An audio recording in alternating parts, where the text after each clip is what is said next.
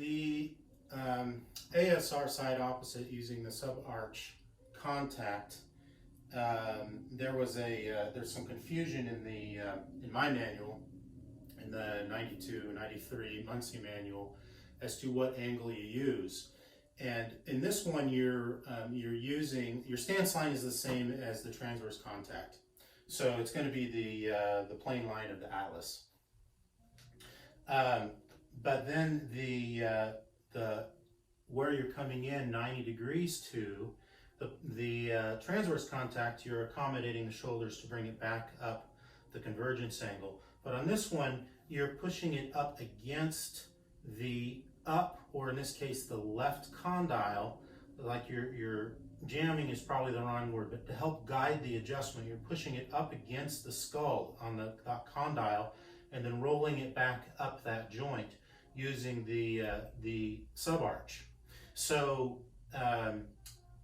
when you're coming in, the first angle you're looking at, of course, is the stance line is going to be 90 degrees to the AP plane line, but then this angle here is going to be 90 degrees to the slope on the top side.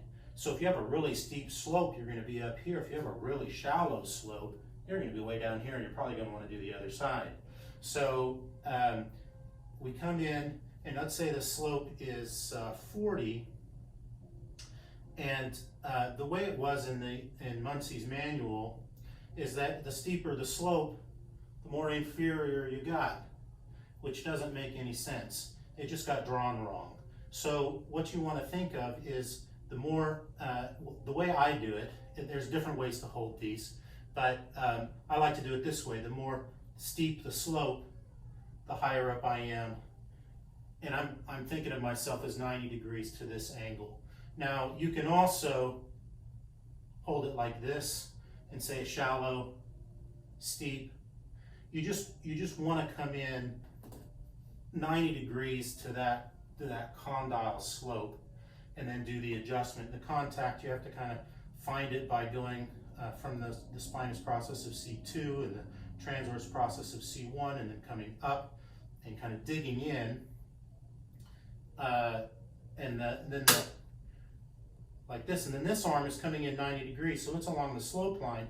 And the action, the mechanics, is that you're taking the transverse process, not the transverse process, the subarch, and you're pushing it up against the skull, or at least you're pushing it up so that you're causing the joint to push up against the condyle, the atlas to push up against the condyle, and you're twisting it up like this.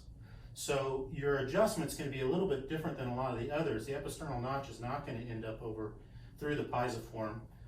You're actually going to use a little bit more force with this hand. You're still using this hand. But remember, most of these adjustments are modified torques, and that means you could almost do them with one hand. A lot of the work is being done with one hand, and by modified torque, I meant modified toggle. This case, you're using both hands, but the right one is kind of just going straight forward. And this one is the one that's contacted, and it's pulling, in a sense, or pushing that subarch up. So don't do this. If you do this, you're not doing anything. Okay, if you do this, you have to do this. This is the motion.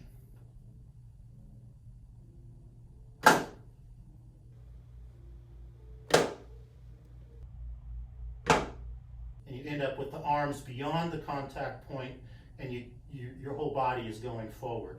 Once again,